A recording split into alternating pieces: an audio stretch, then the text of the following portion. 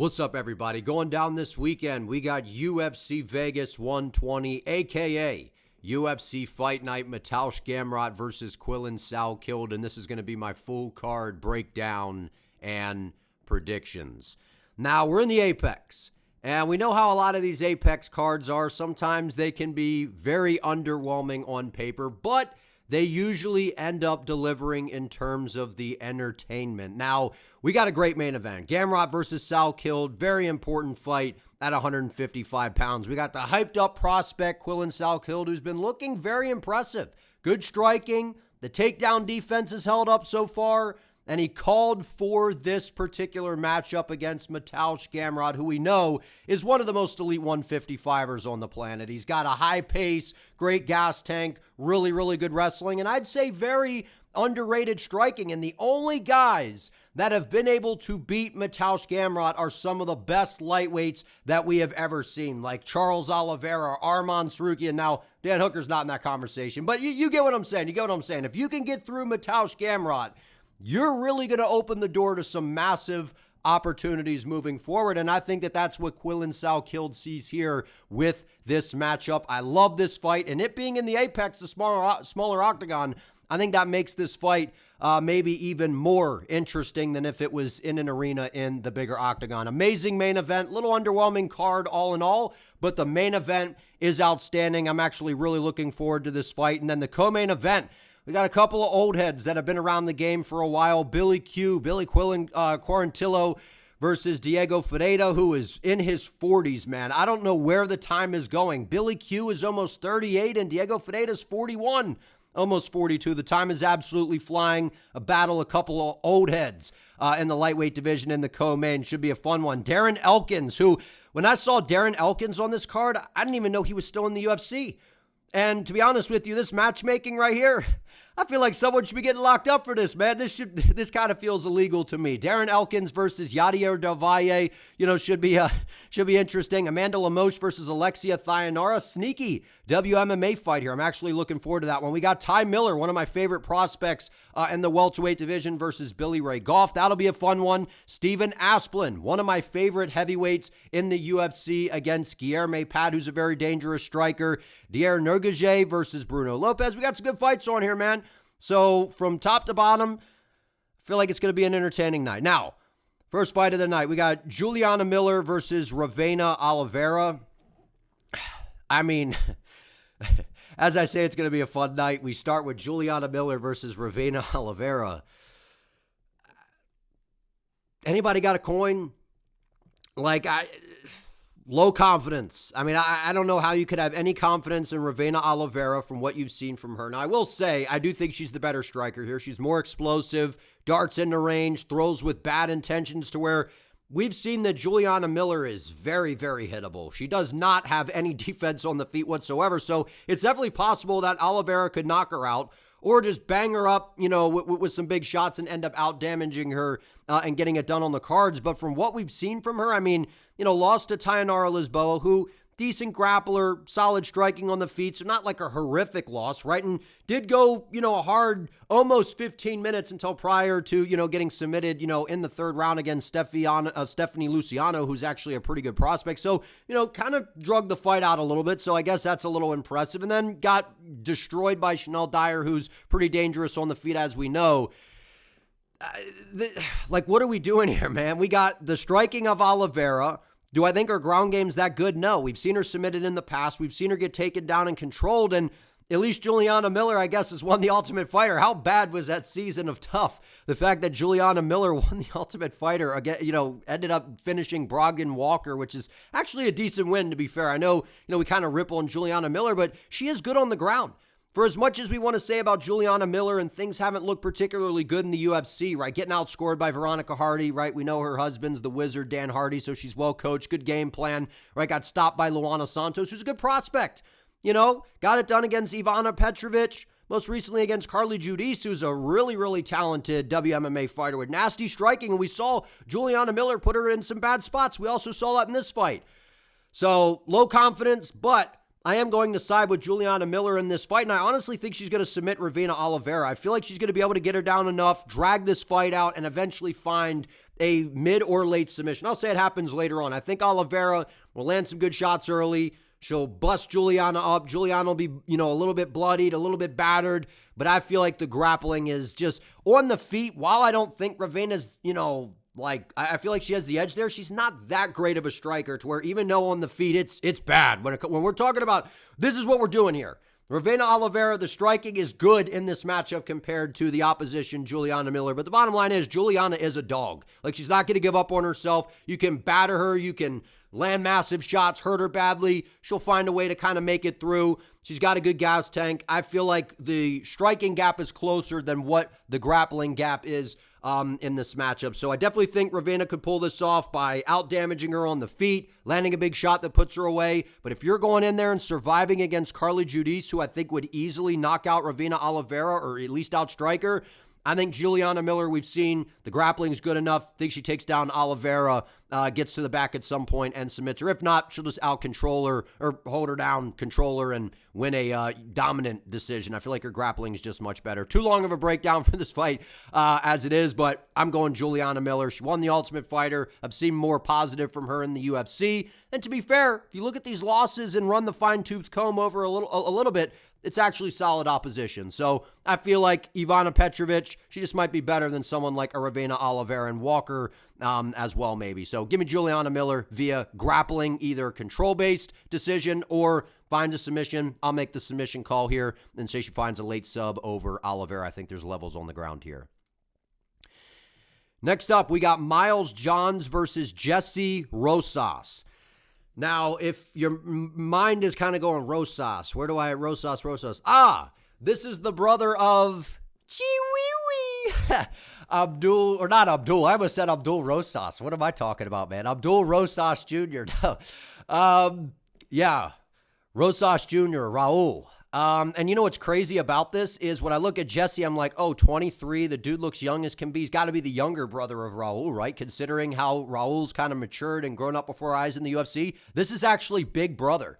It's crazy that Raul is only 21 years of age, man. Coming into the UFC, I think he was on DWCS at like 17 years of age. So absolutely crazy to see how young he is in the game and all the improvements that he's making. Excited to see him back in there. But this is his older brother, which is crazy to me, the fact because he's only 23. The reality is, I do think Jessie's decent.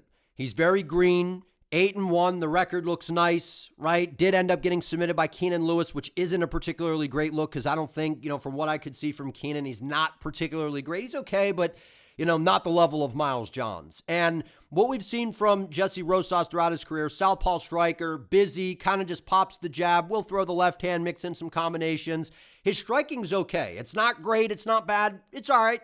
And then when it comes to the grappling, you'd assume that training with his brother, his grappling is good. And I'd say it's decent from what I've seen against a level of opposition. We've seen him be able to take guys down. We've seen him, be able to get to the back, and he's a sticky grappler. And we saw that in this fight against Ruano. And I know that you could talk about Eric Ruano, 23, and 10. I believe that that's his actual record. A guy that's very experienced, though. He's pretty dangerous, has some striking, decent grappler. So, that's a test for a 23-year-old dude, man.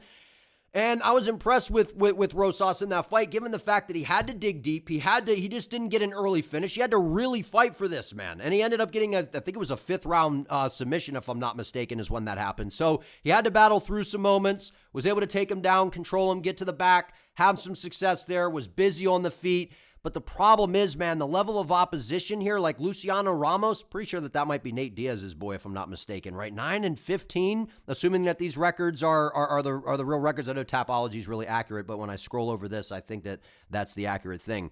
The reality is he hasn't fought anybody as good as Miles Johns. Now, the good news for Rosas is I don't think Miles Johns is that good. But the reality is he's still much better than anyone that Rosas has fought. And look, Miles Johns is on a 3-fight losing streak, and with this being a little bit of a shorter notice fight that's been thrown on here, I feel like that could potentially play to the advantage of a 23-year-old Rosas, who I'm sure is training his rear end off, is young and constantly, working hard and keeping himself in shape to where we see Miles Johns tend to slow down in some of these fights. Right, and going distance with Cody Gibson. Like, Cody Gibson's a veteran. We just saw how good, not good, but he was able to hold up recently in his recent fight against a dangerous prospect, right? Going out there and beating De Andrade. Did lose to Felipe Lima, but Felipe Lima's really good. Had a close fight with Jean Matsumoto. Do I think Jean Matsumoto beats Rosas here? Yes.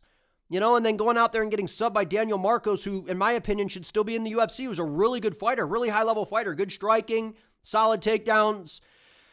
I'm kind of rooting for Jessie in this one. I'll be sitting back watching this fight, enjoying, hoping that, Rosas could get this one done. But the reality is, man, I got to favor Miles Johns to get this one done by a greasy decision. I'm going to say that, he has a lot of early success. We see Rosas put up a good fight here, maybe even have some moments in the third round. But I got to go with the guy that I've seen in the UFC get wins over UFC-level opposition. Now, like I've said, I'm not high on Miles Johns and never have been. I think he just kind of spams a bunch of overhands. His striking it's decent, right? Kind of fights behind the high guard, moves his head a little bit, will throw the jab, kind of, pop the jab at you, look to set up the big overhand right, mixes in some kicks here and there, but he's a solid wrestler. So I don't know that Rosas is just taking him down, dominating him on the ground. Maybe, later in the fight, he could get to the back of Johns and Rosas could find a way to submit him. But I think Johns' takedown defense is good enough here. I don't know that Rosas can replicate what a Marcos did, and I just feel like even though he's youthful and he is talented, and I feel like he could, possibly be something in the UFC, this is a decent test for the debut, a very winnable fight, and I could definitely see Rosas getting it done, but I got to favor Miles Johns, the guy I've seen in there with good opposition, and a lot of the guys that beat Miles Johns, like, think about the dudes he's lost to in the past, like high-level dudes in the bantamweight division, and Felipe Lima is really good. And so is Jean Matsumoto. And to have a close fight with him, that was very competitive down to the wire, as every Matsumoto fight is, right? And then Marcos is really good. So I'm going to favor Miles Johns. I think he's got more power. He has the grappling background. Does worry me that this is a little shorter notice, though. I know for both, but Johns is a guy that we've seen slow down and sometimes allows fighters to kind of battle back into the fight. And we've seen when he slows down, guys have been able to take his back and find a way to submit him. So I think that that's definitely possible here. I'm not counting out Rosas. I'm rooting for him to win.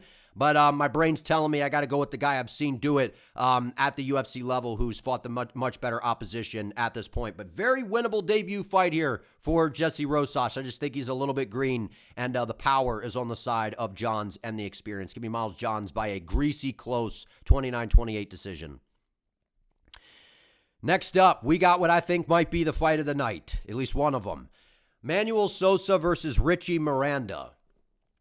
Now, my initial read on this fight, my early, thought when I just looked at it is I'm like, Manuel Sousa by knockout, because I've been decently high on Manuel Sousa. I think he's got tons of power, right? And if you really, one of the things that I feel like kind of overrates Sousa in a way is the fact that he has that KO over Mauricio Rufy, which happened back in 2019. You mean to tell me that if Sousa fought Mauricio Rufy right now in the big 2026, that Sousa's knocking out Rufy? Yeah, I don't think so. I think Rufy knocked Sousa out in less than 2 minutes. So if you remove the Rufy victory from this guy's resume and you kind of really gloss over it, man, I feel like I think he's good, but he's very gettable. He's a lot more gettable than what a lot of people might think. And I know he was knocking people out in Bellator, Tim Wilde, and going distance with Archie Colgan. And Archie Colgan just got knocked out by Usman Nurmagomedov. But that was Archie's first loss to Usman. And Archie's very, very good. A guy that I've been saying I would love to see in the UFC at some point because he's very high level, right? And we saw some issues there, especially when it came to the grappling.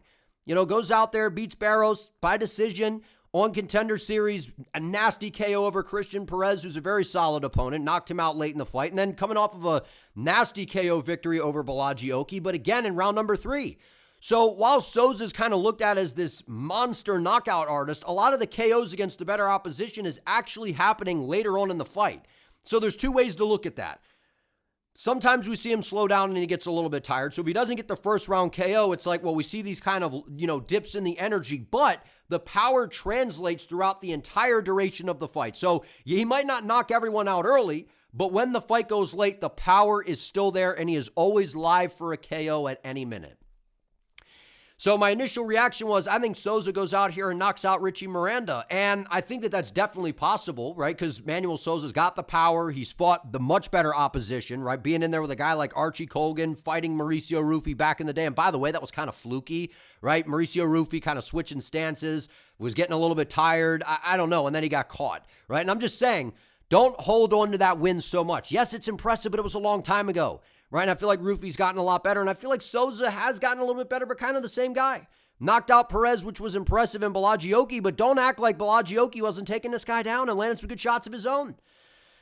So I think Sousa is a lot more gettable than what people think. Now, do I think he's going to win this fight? I think it's very possible that he goes out here, out damages Richie. He's just too much for him and ends up finding a big shot that puts him away. But my spidey senses have been tingling for this fight, man.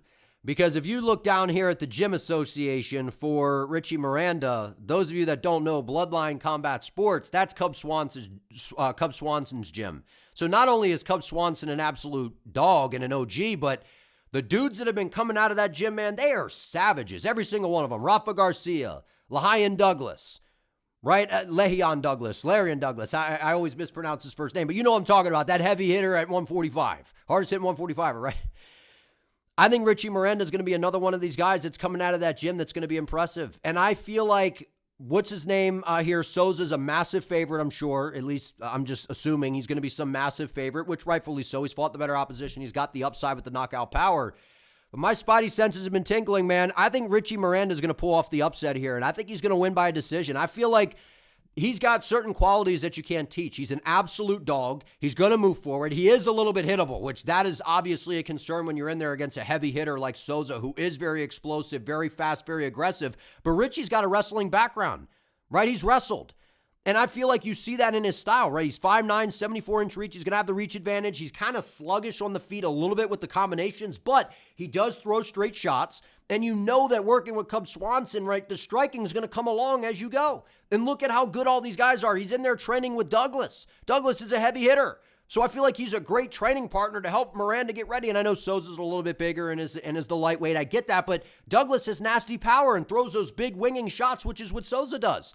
So I feel like Miranda's going to be getting some good looks. He can kind of switch it up on the feet with the stances, fight behind good straight shots down the middle to where I definitely think he can land some good punches on Sousa. And I feel like he has the grappling and the pace and the pressure to be able to get in the face of Manuel Sousa and make this a dirty, grimy, gritty type of fight to where that is where El Machete, I like the nickname, that's where this dude thrives.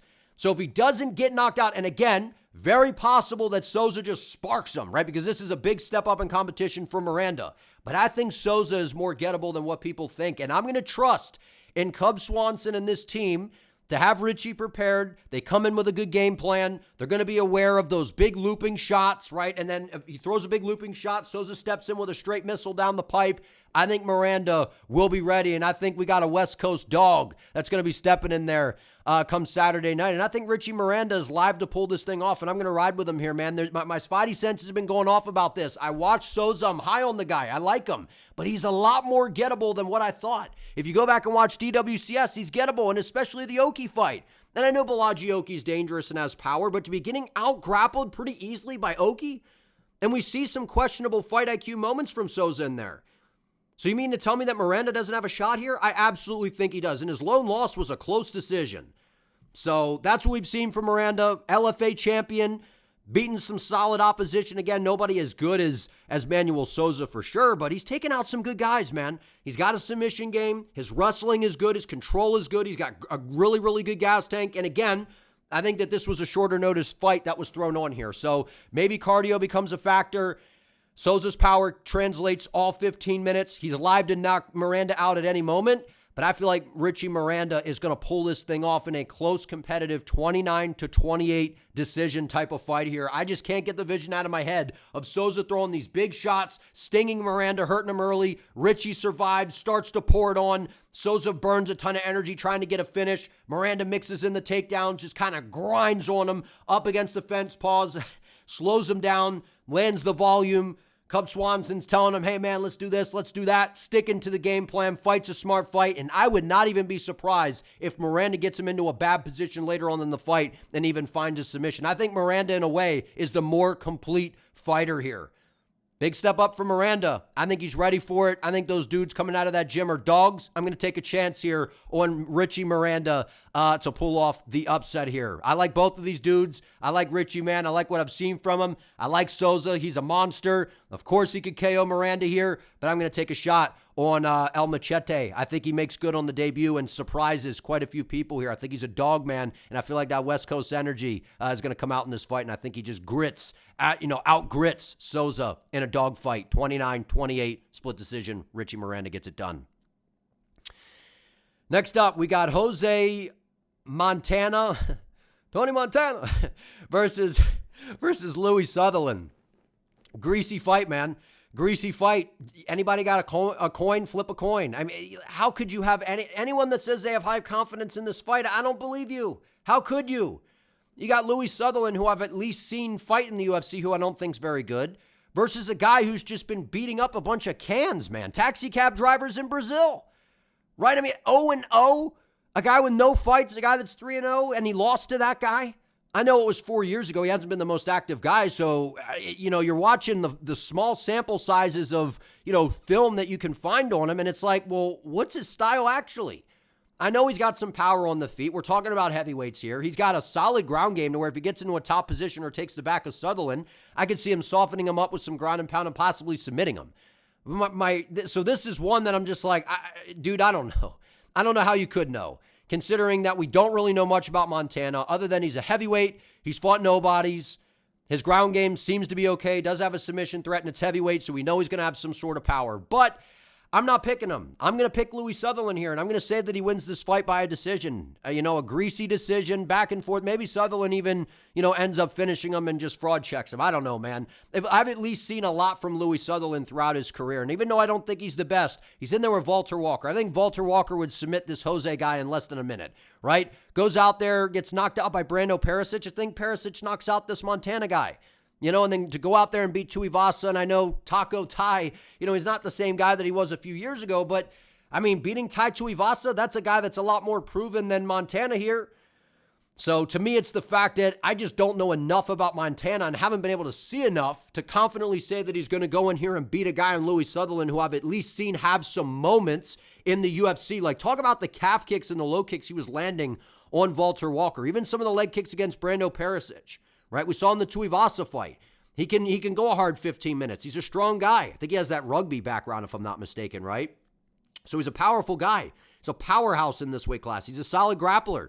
He's got power in those kicks. Does get a little ooga booga and, throw a bunch of windmill shots on the feet, which leaves him open to being caught. But I'm going to side with Louie Sutherland here, not because I think he's that great, but just because I haven't seen enough from Montana that makes me feel confident to pick him over a guy that I've seen at least get a win in the UFC over a name in Tai Tuivasa and have some moments where he hurt that leg of Walter Walker pretty bad. So maybe Montana ends up being some promising prospect. But from what I've seen from him, he's had an inactive career, a lot of questions about his game. I'm going to go with what I know a lot more about, and that is Louie Sutherland's game. And I'm going to say he gets this one done by a greasy decision. Maybe someone gets finished. I could see Montana submitting Sutherland. I could see Sutherland ground and pounding out Jose and exposing him, but I feel like we get a greasy back and forth, just kind of blob fest here that goes to a decision to where Sutherland gets it done 30-27.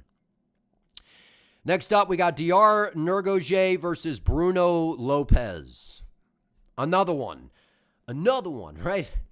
Two guys that have been very underwhelming, and I haven't been high on neither of these guys. Now, if you're going to ask me who I think has maybe a better skill set and who I am a little bit higher on, that would probably be Diyar, but not by much. Not by much at all, right? And what we've seen from Bruno Silva is he's going to have a slight reach advantage here, right? But the reality is, going out there on DWCS, got the nasty finish to where it's like, wow, we got a devastating, terrifying striker on our hands here at 205. It's going to be exciting. It's going to be bad for everybody at 205, right? Then he goes out there and beats Magomed Gadzhiesulov, who was awful. Ended up being like a guy that had some hype, probably because of the name, and he's dog crap, man. Let's just be honest. And then goes out there and gets brutally KO'd by Dustin Jacoby, which, to be fair, Dustin Jacoby's a slick kickboxer, right? A little bit older now, but still good. Got brutally KO'd, and then got, destroyed by Navajo Sterling, but, these are two good strikers here. So the strength of schedule has been solid. And then when I look over at Diyar Nurgozhay coming over from UAE Warriors, got the impressive, finish on Contender Series, which was a highlight, man. And I'm like, okay, here we go. We got another player at 205. And then goes out there and gets subbed. He got fraud checked by Brennison Ribeiro. And I know that Ribeiro, to be fair, even though he's basically the guy that the UFC gives all the new 205 prospects to test them right away and hopefully get them a win in their debut, but Ribeiro's dangerous, and he's got a submission game. So that wasn't a good look. Then goes out there and gets finished by Uran Saltibaldiev, via submission, but Saltibaldiev is good. I think he would destroy Bruno Lopes, take him down and demolish him, right? So not a bad loss. Then goes out there and beats Rafael Tobias, who's a complete fraud, man. This guy I don't think will ever win a fight in the UFC, at least off of what we saw in the debut. Maybe it was UFC jitters. I don't know. He looked horrible. And Diyar pulled off the upset there because I think he was probably the dog in that fight. I don't know. Greasy fight. Bruno Lopes, he's sharp on the feet in moments. Then he starts to slow down, becomes very hittable. His ground game is okay. He's got good submission skills to where I feel like, we've seen Diyar, even though you look at the name, you're like, oh, he's a grappler. Not very good at it. We've seen him end up on his back. We've seen guys be able to get to dominant positions and submit him or land some good ground and pound, soften him up and find, a good spot to submit him. And we've seen that happen multiple times. So that's my concern, and if Bruno Lopes wins this fight, I think he clips Diyar on the feet, takes him down, ends up submitting him or ground and pounding him out. But Bruno Lopes is very hittable on the feet, and while I think Diyar has holes in his game, specifically with the takedown defense on the ground, he looks like a fish out of water at moments, I still think he's going to win this fight because I think on the feet, Tobias is a decent grappler, right? At least what we thought coming into the UFC, his grappling seemed decent. So, again, kind of hard to judge off of that fight because I feel like Tobias just ended up being kind of a complete fraud. But I don't know, man. I don't know. I'm going to side with Diyar in this fight. I feel like he's accurate tonight. Accurate tonight, yeah. The night is accurate, man. I just feel like, with the southpaw striking, he's got power in the left hand. He's got power in his kicks, maintains range really well. The takedown defense looked pretty good in this fight, to be fair. I feel like Bruno Lopes is better than Tobias, but by how much? I don't know. I'm going to say Diyar goes out there, lands a big one on the chin of Bruno Lopes and knocks him out in the first round because Diyar is a pretty good striker, to be fair. Moves well, bounces in and out of range. He's got tons of power. His timing's not bad. And I just feel like we've seen Bruno Lopes, he just walks forward into range, man. He's going to bring the fight, so all of his fights are entertaining. But when you walk forward into range and you're going to be in front of a guy that hits hard like Nurgozhay, I just can't get the vision out of my head of Diyar landing a big shot on him, dropping him, following up with some ground and pound, and then the referee has to step in and call a stop to the action. Give me Diyar to get this one done by first round knockout, but if not, I think Bruno hurts him on the feet, takes him down, and ends up submitting him. If I'm Lopes, I'm trying to take him down. And if Diyar's takedown defense holds up, I feel like he knocks out Bruno Lopes, and I think that that's what happens here. Next up, we got Steven Asplund versus Guilherme Pat, a.k.a. Steven Concrete Asplund, a.k.a. Steven Titty Boy 2 Chains Asplund. Steven Asplund is one of my favorite heavyweights in the UFC right now, and I am very high on Steven Asplund because he brings a lot of not only entertainment and fun to the heavyweight division, but he's got like a Max Holloway type of style at heavyweight, which is so rare.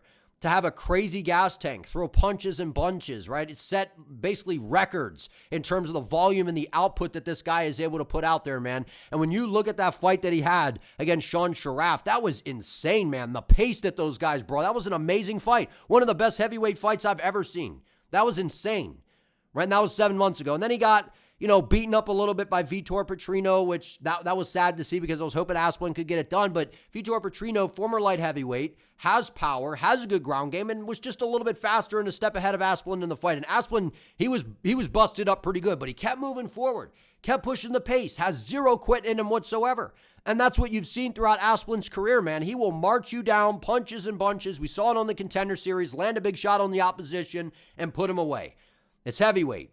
We know how the game goes at heavyweight. All it takes is one. Asplund not only has one-shot power, but he can play the tit for tat, just kind of touch upstairs, rip to the body, walk you down, pressure you, move out of range, does keep his chin in the air a little bit too much, which does concern me.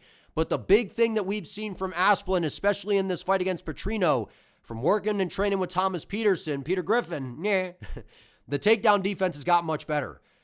It's got much better to where that hole in Asplund's game, I don't think is there as much. Now, in this fight, I don't feel like he has to worry about that because Guilherme Pat is a striker. And when you look at Guilherme Pat, it's like, wow, this is going to be the next, top contender at heavyweight, right? He's built well. He's 6'6", got an 81-inch reach. He walks in there, especially the last fight. He shaved his head. He was bald, had the beard, and he gives you this menacing look like he's going to go in there and do something. And the reality is, this guy throws like 3 punches or 3 strikes around. He's one of the most low output fighters on the UFC roster. But when he decides to actually do something, the danger is there.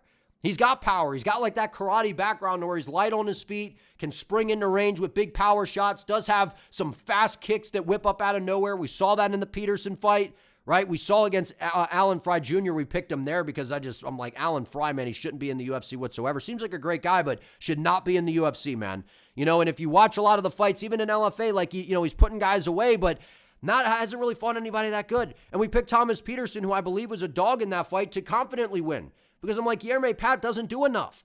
And if you push him up against the fence, there's no urgency to get his back off the octagon side. Out in space, he is fast. Whenever he decides to throw, the danger is there. He's got a good jab, a good left hook, throws a good check hook as well. His high kicks are fast whenever he decides to throw them. I feel like Guilherme Pat, if he could finally wake up a little bit, he could definitely come out here and land a big shot on Asplund and put him away. Like, he's got the speed and the accuracy and the power to be able to do it. But I'm not confident enough to say that he's just going to rebound and figure it out in this fight. And not to mention, Peter Griffin almost knocked him out in this fight. And then Guilherme Pat's walking around the octagon after, tapping his chin with his fists, like, man, my chin's so good, man. How about that chin? Dog, you just got dog walked by Peter Griffin. You were supposed to be some scary heavyweight prospect. Do something in there. Stop throwing 3 strikes around. It's frustrating to watch because the guy clearly has potential and skill. So people act like I'm just crapping on Guilherme Pat, and I am to a degree because he's just lazy in there. Throw something, do something. You have the skills. So it's a frustrating watch. That's why I get frustrated and I'm hard on Guilherme Pat, because I feel like the potential and the skill is there. And the takedown defense is actually not bad. He looked pretty good against Peterson, who's a good wrestler. He doesn't do enough. And the reality is when the going gets tough, he starts to slow down. We saw that in the Peterson fight. Peterson almost knocked him out. And guess who Asplund trains with? Peterson. So they have a good grasp on the game of Guilherme Pat. I think, Steve Asplund's just going to melt this dude, man. I like Guilherme Pat in terms of I think he's got a ton of potential. I think he's very, very game. He's got power whenever he decides to go. And when he lands, it hurts guys. And he can snap up those kicks out of nowhere, but he just doesn't do enough. And if he does enough in this fight, I definitely think he has a chance. But I got to go with the dude that I call the backyard scrapper in Steven Asplund. This is a guy that I could just see him doing BKFC. I could see him, fighting in backyards and stuff. Like, Asplund is that type of dude, man. Anytime, any place, anywhere. He's a dog. He's got a great gas tank. He's got the output. The takedown defense is good. I think he dictates where this fight goes. And he's got good boxing, and I feel like he'll be more active. He'll land good shots on Pat. Pat will start to slow down as the fight plays out, failing to open up enough, and then Asplund will start to pour it on him and get him out of there. And I was thinking third round, but I'm going to say more towards a second round TKO stoppage here. I think that he's going to be able to add up the damage and eventually, land a good shot on Pat. Pat goes down. Asplund follows up with some shots along the fence. Referee steps in and calls a stop to the action. Give me Steven Asplund, titty boy, to get this one done. All love, man. I love Steve Asplund. I think he gets the job done. I think this is a good matchup for him. Guilherme Pat has talent, but he just doesn't use it, man. Maybe he breaks it out finally in this fight, but I'm not trusting in it. Give me Steven Asplund, concrete, to get this one done via second round or third round TKO stoppage. I feel like he melts Guilherme Pat with that high pressure style that he brings. I don't feel like Pat will be able to keep up. If he doesn't get the TKO, he easily wins a decision 30-27. Next up, we got Ty Miller versus Billy Ray Goff. I feel like this is going to be a fun one. So those of you that have been following the channel, we've been very, very high on Ty Miller. And Ty Miller on DWCS, while he didn't get a finish over Jimmy Drago, and typically on DWCS, we kind of know how the game works, right? If you get into some sort of crazy war, whether you win or lose, it's possible that Dana will end up signing both fighters. And if you don't get the finish, a lot of the time we see fighters just not get signed. Now, if you go to a decision, but you put on a very poised and high-level masterclass clinic type of performance, you are most certainly going to get signed. We saw that from Delano. We saw that from Ty Miller, to where he went out there and you were just watching this fight, and at least I was, and I'm like, oh, this guy's he's going to be in the UFC, man. He's ready. He's poised. He's accurate. He's calm. He's composed. He's very technical. His boxing is very sharp, and goes out there in the debut and makes easy work of Adam Fugitt, right? That's kind of the guy that the UFC hands these new exciting striking prospects like Islam Dulatov. They throw Adam Fugitt in there basically to be made a highlight. And Ty Miller went out there and did what he needed to do, man. He is very, very, very sharp when it comes to the boxing. Now, got some questions about the takedown defense, right? Throughout his career, Haven't seen it tested a whole lot, right? A lot of it is him kind of going in there. He does, from what I've seen so far, the takedown defense looks okay to keep the fight on the feet and just fight behind the jab. He's got a good jab, throws it to the body, throws it upstairs, good boxing fundamentals. And the fighting behind the jab is just so underutilized in MMA. And Thriller, Ty Miller goes out here, man, and he's going to utilize the jab. He's going to bust up your face, bust up the nose, swell the lips, affect the breathing. And then after the jab, he'll run you right into the jab and then follow up with a right hand down the middle. Can mix in some kicks as well. And he's going to have a big reach advantage here, about 5-inch reach advantage. He's going to be a little bit taller. And I feel like he's just a much better striker here. I know Billy Ray Goff. I think he's fun. And at one point, I was kind of high on Billy Ray. But, getting the finish almost 4 years ago on DWCS, he hasn't been that active, right? Getting it done in the debut. It was an impressive stoppage. But that's almost 3 years ago at this point. Lost to Trey Waters, who I know is a little bit of a puzzle because he's tall and rangy. Got finished easily by Ramiz Brahimaj, who's a pretty decent grappler. So not horrible.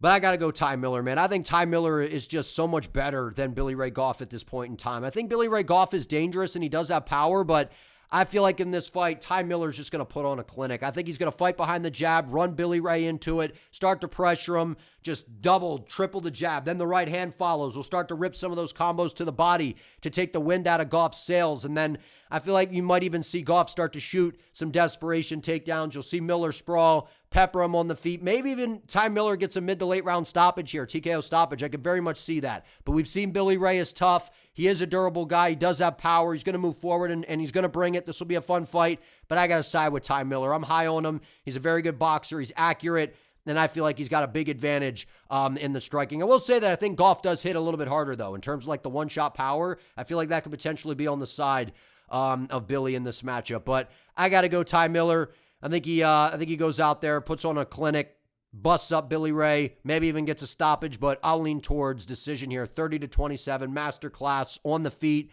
Ty Miller's boxing will be on full display, fighting behind the jab, letting the right hand go, ripping to the body. This will be a vintage Ty Miller performance. I think he gets this one done with ease. Next up, we got Amanda Lemos versus Alexia Thainara. This is a good fight here in WMMA. And this is an important one for Alexia Thainara because we know in WMMA, man, if you can come in and you can start showing some flashes and put up some impressive performances, as soon as you get the call to fight a name in the division and you get that victory, you're not far off from knocking on the door of a title shot. And I feel like that is exactly where Alexia Thainara is at this point in her career. She's got all the skills. She's got power on the feet. She's kind of just a marauder, man, right? She's going to walk forward, throw big power shots, look to get to the takedown. She's got very good takedowns, an excellent jiu-jitsu game, very, very good submissions, very, very high level on the ground. The one drawback to Alexia's game, her defense is not very good on the feet. And a lot of that is she's just pressuring forward into range with her head on the center line to where she is very, very hittable. And in a matchup like this against Amanda Lemos, who is one of the hardest hitting strawweight right here, right?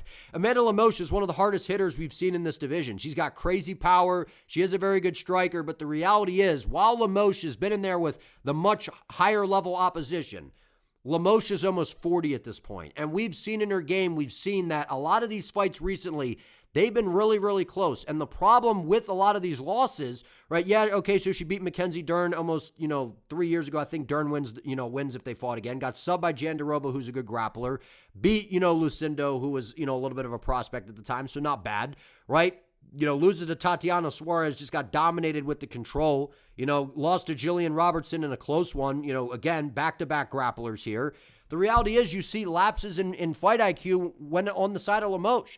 You see her, try to lock in a guillotine, and then she ends up on her back for the rest of the round. You see her just kind of camp out on bottom and not be able to do enough to get back to the feet. You see her kind of spam these overhands to where it allows, fighters to get to her hip and take her down. Get in on her hips easily on a deep shot and take her down. I feel like this is a competitive fight. I feel like we get some back and forth. I feel like on the feet, Lemos is better. She's more proven in that area.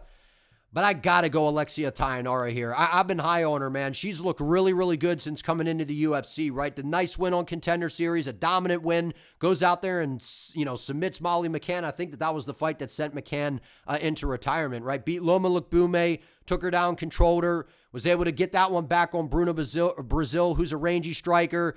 she's got dangerous submissions. So I definitely think she's live to get a submission here. I think that she could very much submit Amanda Lemos. And I'm actually going to make the call. I'm going to say third round, late submission by Alexia Thainara. If not, she wins 29-28 on the scorecards by a close decision. But I feel like once she gets Lemos down, Lemos is going to have a hard time getting back to her feet. I know Lemos does a good job, getting her butterfly hooks in, bumping, sweeping, creating space, scrambling, getting back to the feet. But there's just a lot of questionable decision-making. She'll be winning on the feet and then initiate grappling with a better grappler.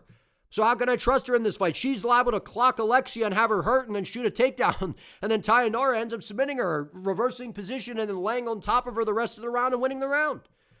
So I don't trust Lemos at this point. I think she's better on the feet, but I just feel like this is one of those situations where the young up-and-coming prospect who's well-rounded, doesn't have a ton of power on the feet. I don't think Thainara is like that heavy of a hitter, but she does have solid striking. She's aggressive. She'll be moving forward. That'll look good to the judges. She's got the control on the ground, has the submission threat, and I feel like at some point, I know you could say, well, Tatiana and Jillian Robertson didn't submit her, but this is just another grappling, gritty type of fight to where if Lemos in the later rounds is getting taken down again, it's going to be like deja vu all over again, and I can see Thainara just kind of melting her later in the fight, landing some ground and pound, softening her up, and finding a submission.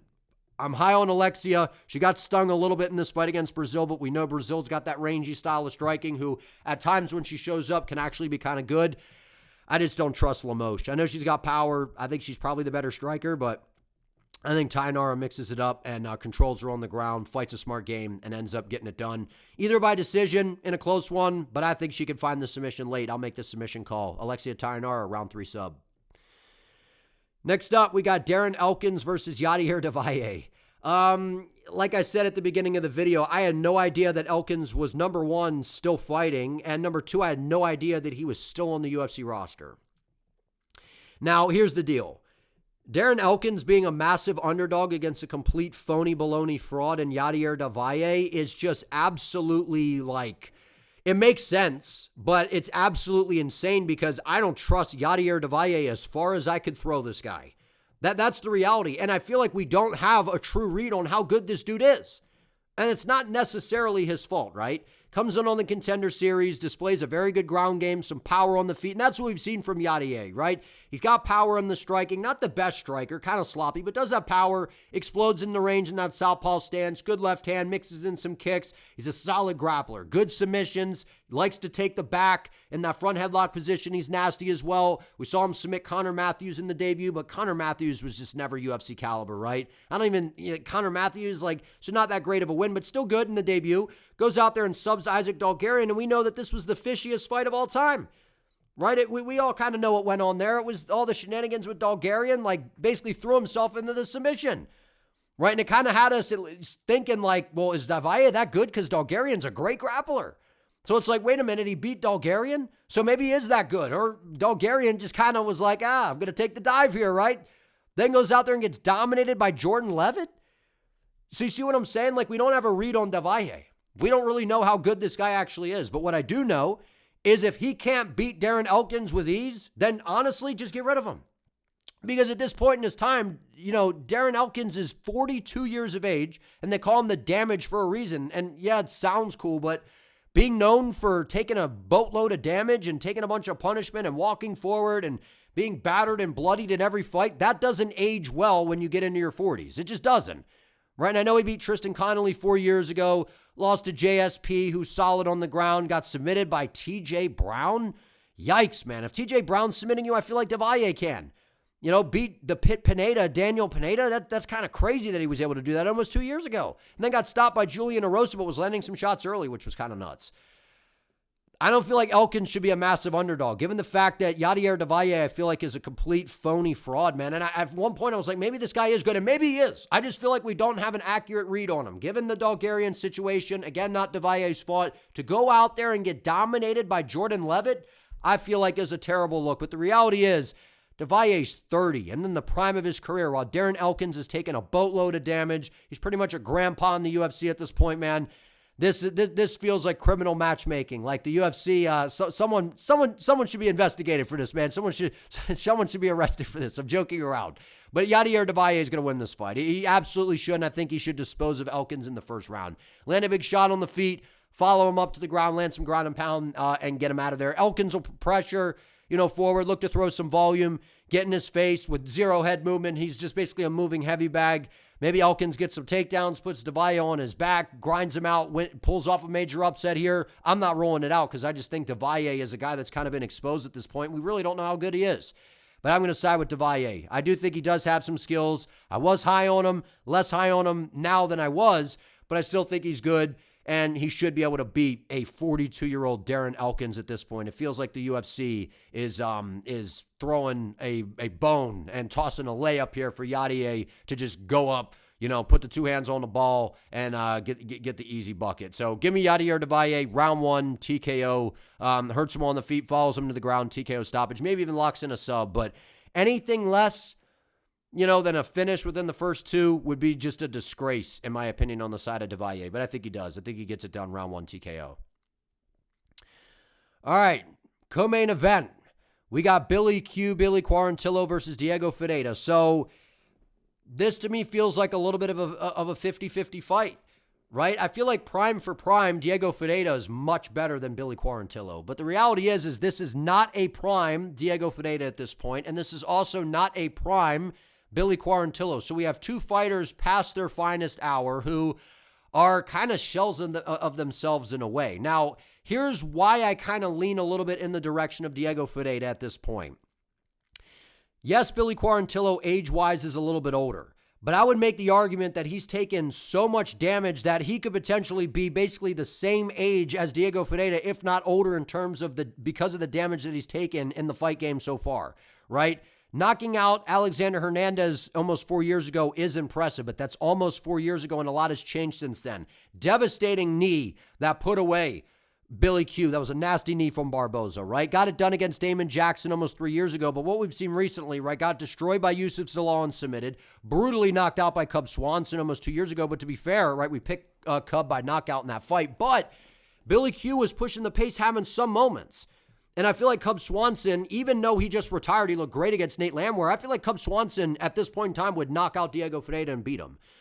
So I don't know that, it's not like a horrible loss, but the reality is I feel like that durability that Billy Q used to lean on so much, I just don't know if it's there anymore, man. And once that chin starts to go and you're known for your durability and the chin is cracked, you just see these guys not be able to absorb punishment and absorb shots like they used to. And I unfortunately feel like, because I really like Billy Q, he's always in a fun fight. He'll push the pace, move forward, throw punches and bunches, land some good shots, level change, beat you up on the ground, look for subs. So he's a ton of fun to watch, and he's an action-packed fighter.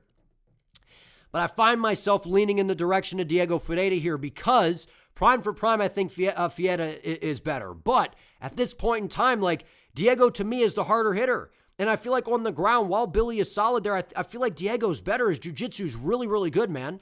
And, lost to Mateusz Gamrot, but we know how good Gamrot is. And by the way, both of these guys have been really inactive over the years, come to think of it. And that was kind of like a verbal tappage. That was verbal stoppage due to I don't know, whatever happened, right? The ref ended up stepping in.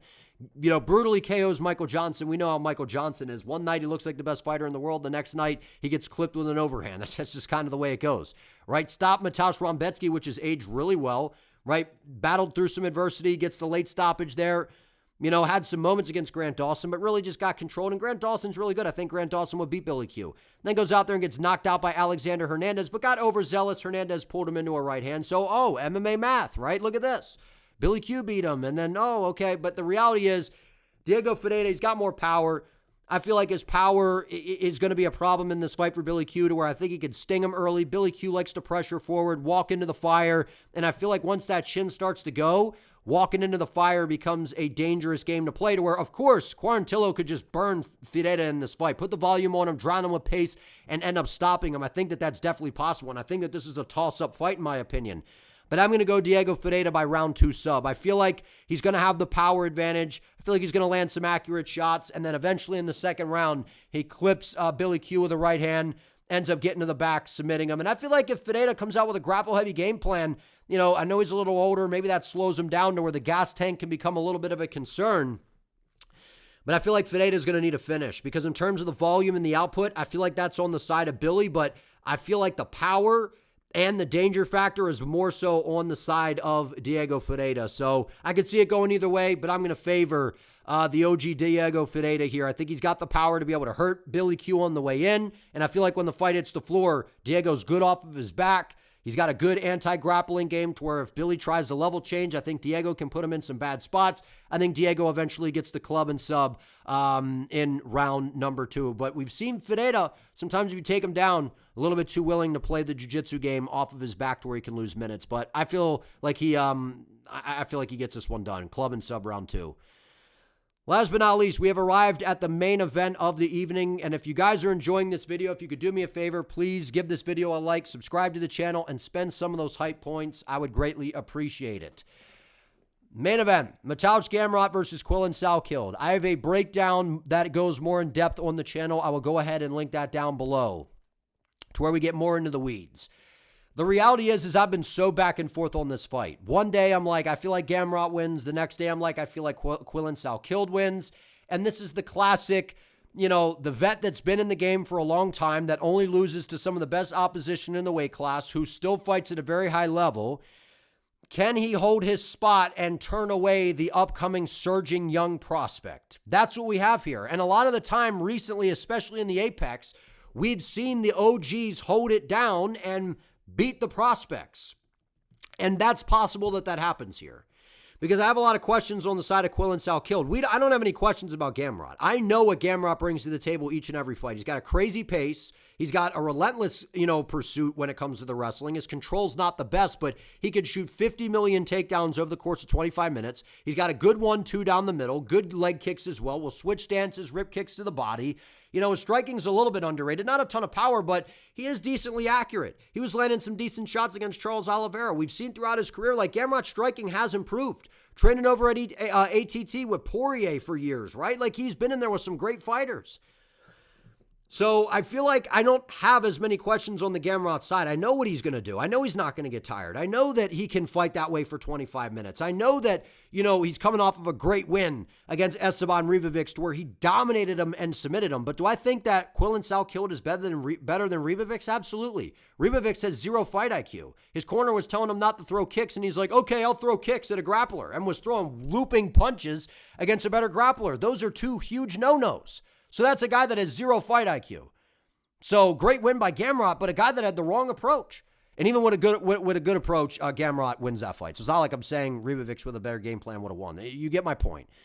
Beat RDA, loses to Dan Hooker in a close one that could have went either way. It was kind of the scrambling and a little bit of the damage on the side of Hooker, just like when Jalen Turner beat Gamrot, a while ago, or whoever won that fight. I can't remember who won that fight. It was close either way. But again, tall, rangy guy like Jalen Turner, tall, rangy guy like Dan Hooker, goes out there, gets subbed by Charles Oliveira. I mean, who does that to Gamrot? And I know it was shorter notice for Gamrot, but still, Charles Oliveira was tagging him up on the feet, out-wrestled Gamrot, and submitted him. It's crazy, man, that Charles was able to do that. And we know that Gamrot has the win over Arman Saruki, and one that I felt could have went either way. But Gamrot, had a ton of success taking down Arman. In today's game, I feel like Arman wins the rematch, but you get the point.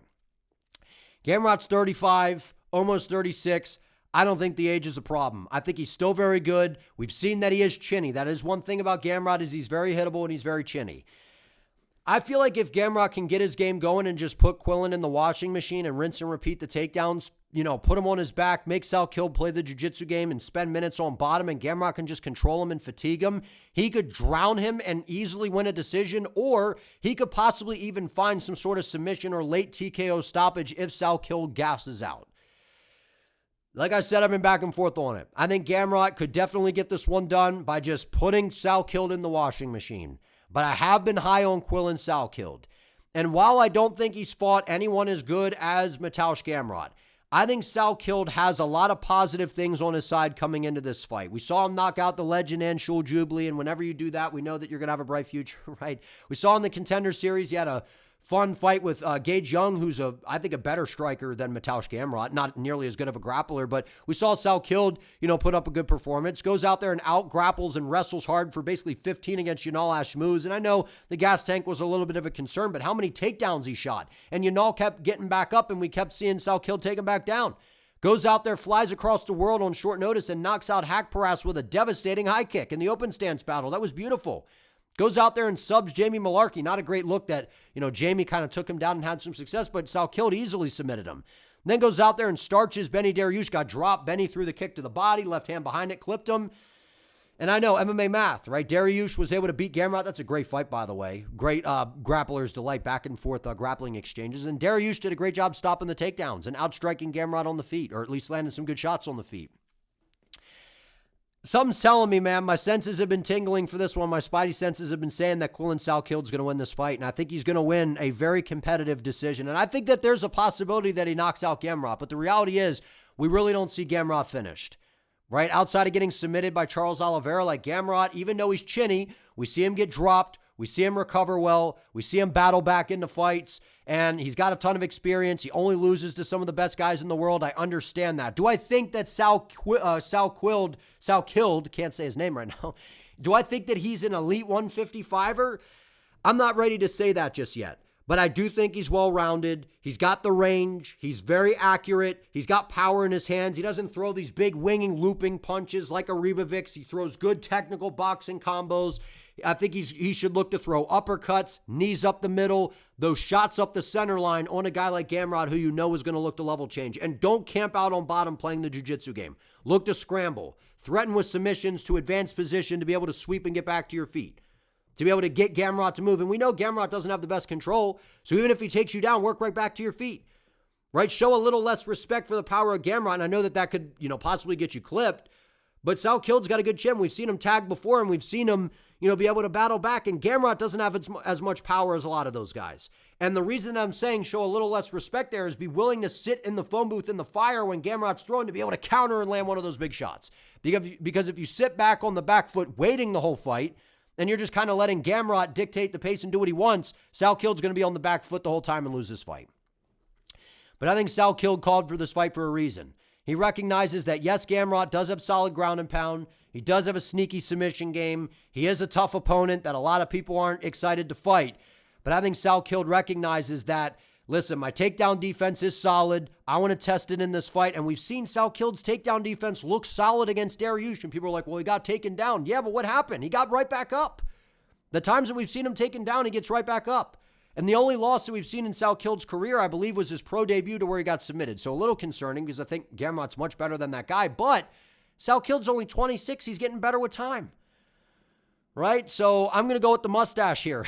I feel like Quillan Salkilld is the much better striker. He's much more dangerous on the feet. And I think he's going to come in with a good game plan. And if I'm Salkilld, I know Gamrot switches stances, but when he's in that orthodox stance, bang calf kicks from the outside. When he goes southpaw, I know when you throw kicks to the body, that can allow Gamrot to catch him and take him down, but that can set up that high kick. So if I'm Gamrot, I'm being very cautious going southpaw because we saw what happened to Haqparast. Salkild's got nasty kicks, man.